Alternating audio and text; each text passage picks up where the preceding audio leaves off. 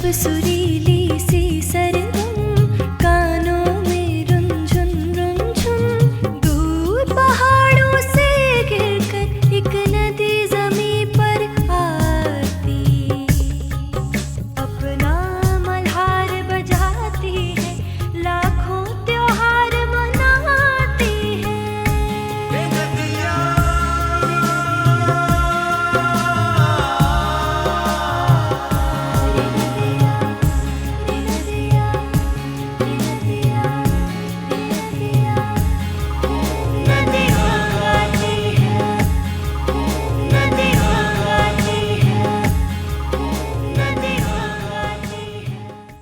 नमस्कार। नदियों के साथ बहते हुए भारत भ्रमण के इस अनोखे सफ़र नदियाँ गाती हैं में आप सभी का स्वागत है। नदियों के नाद को संगीत और उससे पैदा हुई संस्कृति को उसका पिरोया हुआ गीत कहना गलत नहीं होगा। सोन नदी के साथ बहते हुए हम आज बिहार के भोजपुर क्षेत्र आ पहुँचे हैं।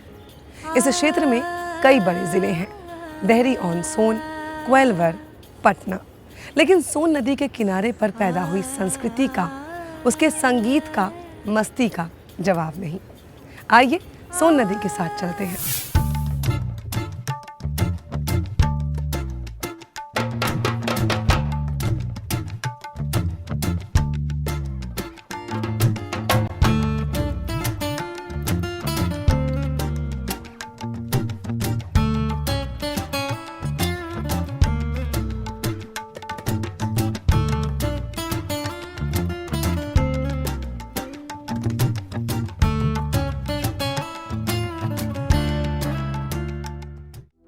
सोन उत्तर भारत की एक बड़ी नदियों में से एक है और हम ढूंढ रहे हैं इसकी संस्कृति, पौराणिक से लेकर आधुनिक समय तक बिखेरे गए इसके गीतों की वर्णमाला। और ये नदी नहीं, नद है।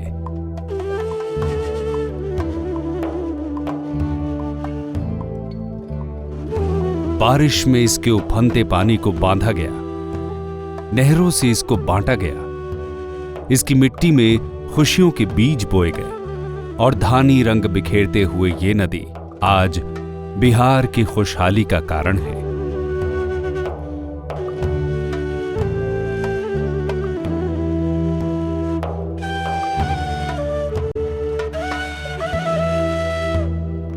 अपने उद्गम से आगे बढ़कर सोन उत्तर पश्चिम की तरफ अग्रसर होते हुए बघेलखंड, मिर्जापुर और भोजपुर से बहती है। रास्ते में देहरी ऑन सोन, कोइलवर, मनेर के तटों को छूता है ये नद। सबसे पहले तो मैं सोन नदी के बारे में ये कहना चाहूँगा कि अमरकंटक से निकल के ये पूर्व की तरफ और बहती है और इस नदी की वजह से उस क्षेत्र का काफ़ी सारा विकास हुआ है। बाणसागर डैम की जो परियोजना है उसके पूरी होने के बाद न सिर्फ हम इलेक्ट्रिसिटी का जनरेशन कर रहे हैं जिससे कि काफ़ी हमारी ग्रोथ हुई है, बल्कि देखने में ये भी आया है कि इसकी वजह से जो हमारी सिंचाई क्षमता में काफ़ी सारी वृद्धि हुई है। पेयजल के लिए जो वाटर की उपलब्धता है उसमें भी काफ़ी सारी बढ़ोतरी हुई है। तो मैं समझता हूँ कि उस पूरे क्षेत्र के आर्थिक विकास के नज़रिए से मैं देखूँ तो बहुत बड़ा योगदान सोन नदी ने दिया है। सासाराम तक सोन के साथ चलते हुए हम थोड़ा आगे बढ़े और जा पहुंचे देहरी।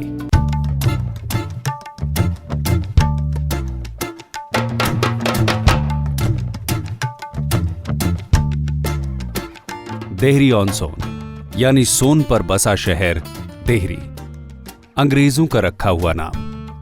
देहरी दरअसल डेहरी था। डेहरी यानी द्वार, दरवाजा। ये नाम अंग्रेजों का दिया हुआ है। इसका जो सही नाम है वो है देहरी, जिसको उर्दू में हम कहते हैं दहलीज, हिंदी में भी देहरी, भोजपुरी में भी देहरी ही कहते हैं, जिसका अर्थ होता है दरवाज़ा, चौखट। जो देहरी ऑन सोन ये शहर है, इससे जो ही हम पूरब की तरफ आगे बढ़ते हैं, मतलब सोन को लांघते हैं, तो पूरब की तरफ कदम रखते ही हम मगध प्रक्षेत्र में अपना पांव रखते हैं और जो ही सोन के पश्चिम तरफ बढ़ते हैं तो भोजपुरी प्रदेश की शुरुआत होती है। यानी यह शहर देहरी है जहाँ से आप मगध प्रदेश में जाते हैं या भोजपुरी प्रदेश में जाते हैं। ये दोनों का इन आउट का ये पॉइंट है मेन। दो अलग प्रदेशों भोजपुर और मगध के बीच में देहरी यानी देहरी ऑन सोन एक अनोखा अंग्रेजी नाम लिए हुए है। पटना डूब जाता है लेकिन देहरी पर कोई असर नहीं पड़ता है, जैसे 75 के बाढ़ में भी अंग्रेजों ने इसी कारण लगता है देहरी ऑन सोन नाम रखा होगा। इस क्षेत्र ने सिंचाई की जबरदस्त व्यवस्था ने पूरे इलाकों को खुशहाल किया है। यहाँ पर जल अवरोधक सोन बराज बनाया गया है, साथ ही सड़क पर पुल भी बनाया गया है। हर तरह की फसलों से ये इलाका लहलहा उठा है।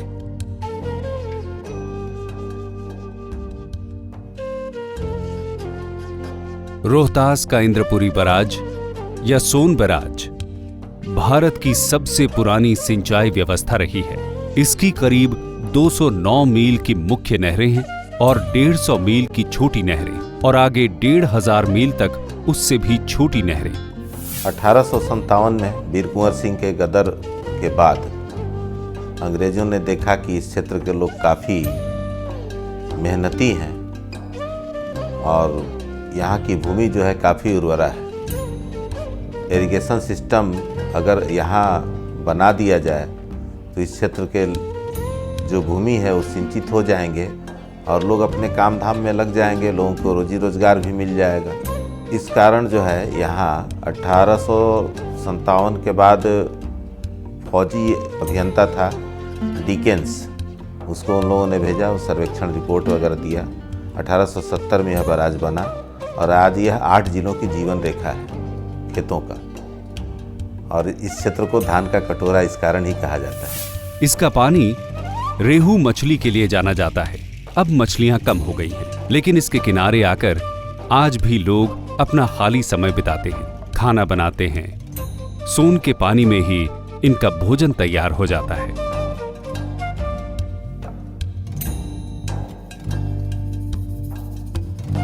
कुल मिलाकर ये देखा गया कि सोन हर तरह से धन धान्य देती है, तो हिरण्य वाहिनी यानी सोने के कण देने वाली नदी कहना अनुचित नहीं होगा। बंगाल से दिल्ली जाने के रास्ते के बीच में सोन नदी पर बसे इस शहर देहरी ऑन सोन में बंगाली भद्र पुरुष हवा पानी बदलने आते हैं।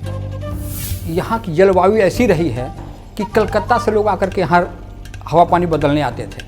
उसमें शरचंद्र चट्टोपाध्याय का भी नाम है, जो हिंदुस्तान के बड़े लेखक हुए, जिनके उपन्यासों पर कई फिल्में बनी। देहरी में ही रह करके उन्होंने गृहदाह उपन्यास की रचना की, जिसमें देहरी का उन्होंने बाकायदा जिक्र किया है और आसपास के नोखा वगैरह जिसको धान का कटोरा कहा जाता है उस इलाके का भी जिक्र किया है। सुभाष चंद्र बोस को जो कांग्रेस का अध्यक्ष बनाया गया था, उसकी रणनीति भी जो कांग्रेस के अंदर जो समाजवादी और वामपंथी विचारधारा के लोग थे, उन लोगों ने देहरी में बैठ के ही यहाँ रणनीति तैयार की थी। उसके बाद उनको अध्यक्ष बनाया गया था। देहरी ऑन सोन में सोन का पाट बेहद चौड़ा है, पानी की प्रचुरता है और कृषि में हो रहे इसके योगदान को गीत ही तो कहा जाएगा। किसान को खाना होगा तभी तो वो गा पाएगा। सोन की धुन बह रही है या फिजा में बिखरी इन किसान लोक गायकों के गले से बिखर रही है, कहना मुश्किल है, लेकिन इस इलाके की आबोहवा सोन से ही निखर रही है।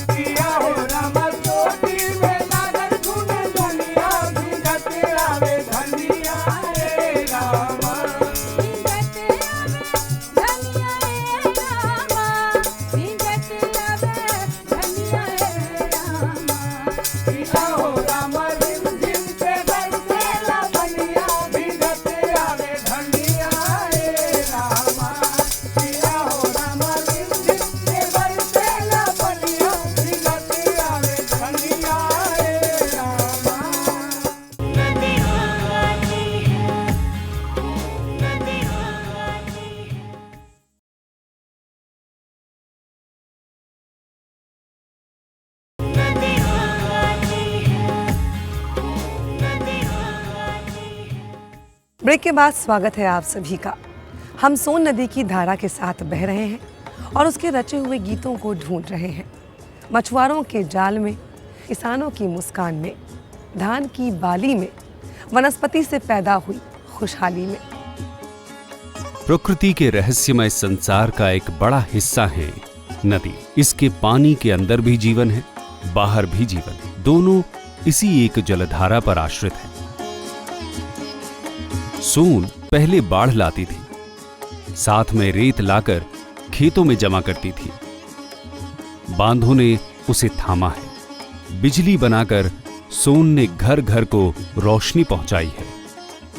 इसके अलावा इसके ऊपर आश्रित एक बहुत बड़ा बाजार है। एक नजरिए से सोन ने इस बाजार में अपना भाव बढ़ाकर रखा है। ये सोन जो है पूरे तटवर्तीय क्षेत्रों के लोगों के लिए वरदान बना हुआ है। जब सावन भादों का महीना आता था तो सोन के नाम सुनकर लोग कांपता था। रात के सोता इसलिए नहीं था, ये तटवर्तीय क्षेत्र में बाजरा, मकई और रहरी का खेती मूल रूप से लोग करता था। डर यह सताता था कि यदि बाढ़ आ गई तो ये फसल जो है बर्बाद हो जाएंगे या रात ही हम दह जाएंगे। लेकिन आज बालू के निकासी से पूरे सरकार की अर्थव्यवस्था मजबूत हो रही है और उससे संबंधित लोग जीविका पर आधारित हैं, जी रहे हैं। तो दूसरी तरफ कृषि में लगे हुए लोग आज रबी के फसल में दलहन, तिलहन, मसूर और गेहूं की खेती पूर्ण रूप से कर लेते हैं। मकई, बाजरा और ज्वार का खेती बहुत अच्छी ढंग से कर लेते हैं। तो यही इसका सबसे बड़ा महत्व है और सबसे बड़ा फायदा है। देहरी से निकलकर कोइलवर की तरफ सोन बढ़ती है। कोइलवर के अद्भुत बारी पुल से देखकर सोन नदी या नद की ताकत का एहसास होता है। कोइलवर और सोन नदी का संबंध बड़ा अटूट है, बड़ा पुराना है। कोइलवर में आकर सोन नद अपना विकराल रूप मानो खो देता है। कहते हैं इस जगह का रिश्ता स्वतंत्रता आंदोलन से था, जब अब्दुल बारी कांग्रेस के सबसे कर्मठ और लोकप्रिय नेता थे, जिन्होंने कोइलवर में अपनी अमिट छाप छोड़ी। उनके निवास को बाद में सैनिटोरियम बनाया गया। जीवन यापन करने की इसकी क्षमता पर किसी को इनकार नहीं, लेकिन हम अगर जरूरत से ज्यादा इसका दोहन करेंगे तो हमारे अस्तित्व पर ही संकट आएगा। ये बात समझने वाली है। और इसी नद के तट पर सोनभद्र मंदिर बनवाया गया, जहां सोन नद का धार्मिक स्वरूप दिखता है, जो और कहीं नहीं है। कोइलवर के सोन का दोहन भी नजर आता है। एन केन प्रकार से रेत निकालना एवं सरकारी गैर सरकारी तरीके से उसका व्यवसाय करना, ये सब कुछ कोइलवर के सोन तट पर नजर आता है। यही सोन अपवाद में है, जिसके पानी में जरा सा मिट्टी नहीं आता और इसके बहाव के साथ बालू आता है, और वह बालू आज पूरे व्यवस्था का धुरी बना हुआ है। चाहे वह निर्माण कार्य का हो या कहीं फैक्ट्री बनता हो या घर बनाने के हो। इसलिए सोन अपने बालू के चलते और मछली के चलते और नदियों से बहुत बड़ा भिन्न है। आज जो रूप होना चाहिए सोन का, जो हमारे पुराणों में दिया गया है, वो रूप आज नहीं रह गया है। इसमें बालू का जो उत्खनन बहुत तेज़ी से हुआ है, इसके चलते नदी और कहिए सोन में तो खैर अब बाढ़ें कम आ रही हैं, फिर भी जो रूप था सोन का वो आज नहीं दिखता है। हालांकि विकास के चलते कई जगह बांध बनाए गए, बराज बनाए गए हैं, तो इनसे लोक कल्याण तो हो रहा है, कृषि की व्यवस्था में सुधार हुआ है, लेकिन जो सोन का रूप था वो आपको देखने को नहीं मिलेगा। इस सृष्टि को चलाए रखने के लिए 3 घटक महत्वपूर्ण हैं: जमीन, जल और मनुष्य। अगर ये तीनों स्वस्थ रहें तो दुनिया भर की वस्तुएं, तकनीकें जमा की जा सकती हैं। इसी बात को सोनभद्र बहाते हुए धीमे धीमे कल कल में बताना चाहती है। बस हमें सुनना आना चाहिए। अब लोग मानते हैं कि नदी रिन्यूएबल नहीं है, जल घट रहा है, जल का प्रदूषण हो रहा है, जल उतना नहीं बन रहा है, जल छीन रहा है, उसमें कमी आ रही है। तो ये एक ऐसा रिसोर्सेज है जो रेयर रिसोर्सेज है, और अनेक लोग मानते हैं, दुनिया के सोचो और विचार करने वाले और मनुष्य की चिंता करने वाले, कि अगला युद्ध कहीं पानी को लेकर न हो। वर्षा के जल का संग्रहण नहीं हो रहा है। समुद्र में जल का जाना क्षय नहीं है, वो संग्रह है।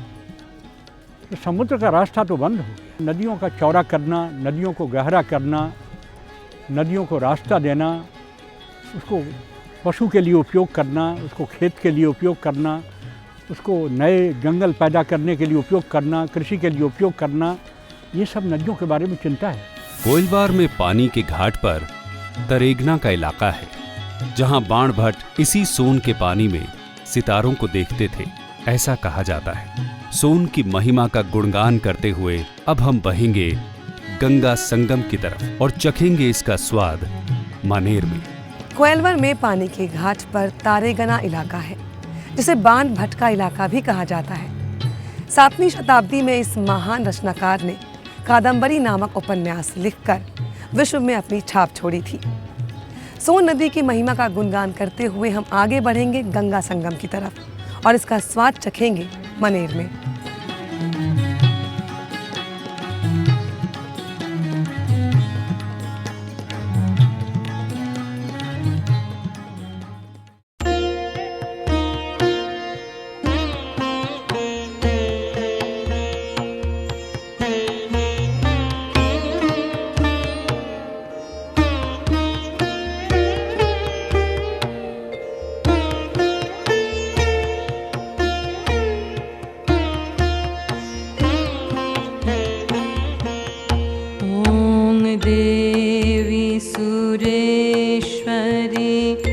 भगवती गंगे त्रिभुवन तारिणी तरल तरंगे।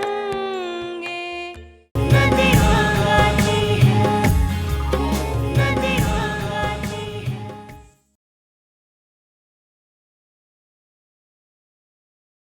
नदियाँ गाती है, नदियाँ गाती है।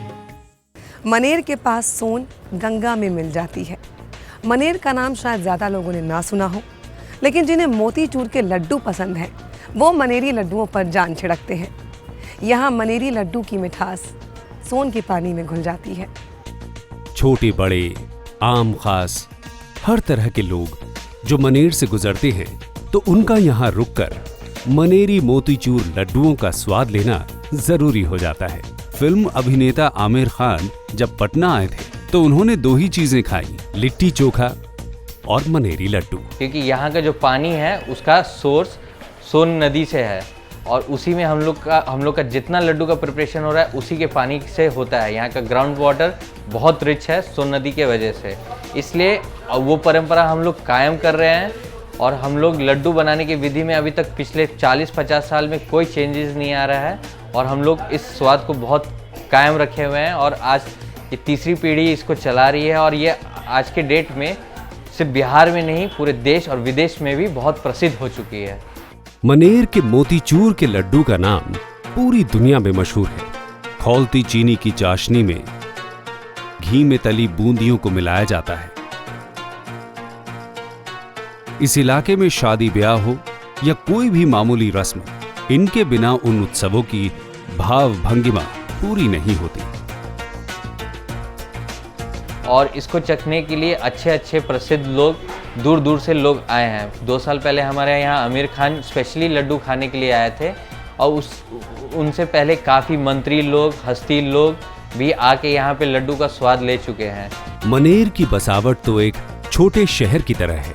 इसे मनेर शरीफ भी कहा जाता है क्योंकि यहाँ 13वीं शताब्दी के एक महान सूफी संत हजरत मखदूम याहिया मनेरी की दरगाह है।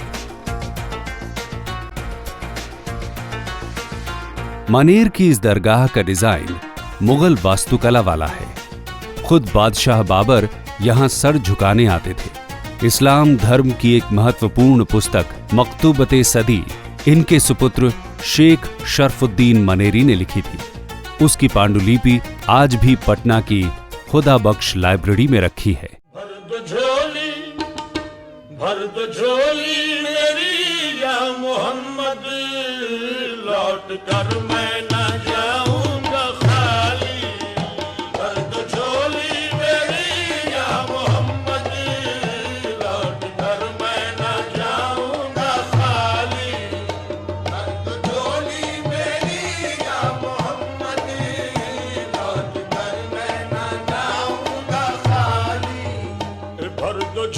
मीठे पानी की धार सोनभद्र, किससे कहानियों को जन्म देता ये नद यानी पुरुष नदी, कृषि प्रधान देश को उसकी प्रधानता बनाए रखने में मदद करता है।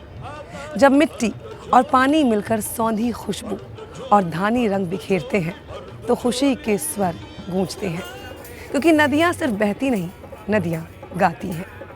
होली का ये जोगीरा गीत सोन नदी की ही तो देन है।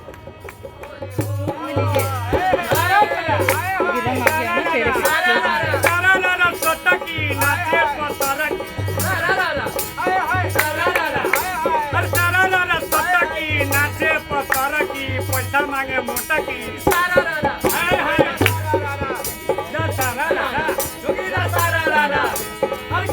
कलपत्ते की काली मैया का कहल गइल बा, कलपत्ते की काली मैया पे चढ़े दूध बतासा, काली मैया पे चढ़े दूध बतासा, कोई झूमे नचे गए, कोई देखे तमाशा, कोई हरि हर नाथ बाबा हरि हर नाथ, सोनापुरा में होली के, ओ बाबा हरि हर नाथ, सोनापुरा में होली के, ओ बाबा हरि हर नाथ, सोनापुरा में होली के, ओ हरि हो, हरि हो, हरि हो, हरि हो, सोनापुरा में, बाबा हरि हर नाथ, सोनापुरा में, ओ बाबा हरि हर नाथ, हरि हो, हरि हो, बाबा हरि हर नाथ, बाबा हरि हर नाथ, सोनापुरा में होली के, बाबा हरि हर नाथ, सोनापुरा में होली के, बाबा हरि हर नाथ, सोनापुरा में होली के, बाबा हरि हर नाथ, सोनापुरा में होली के, हैया हैया हैया होली है।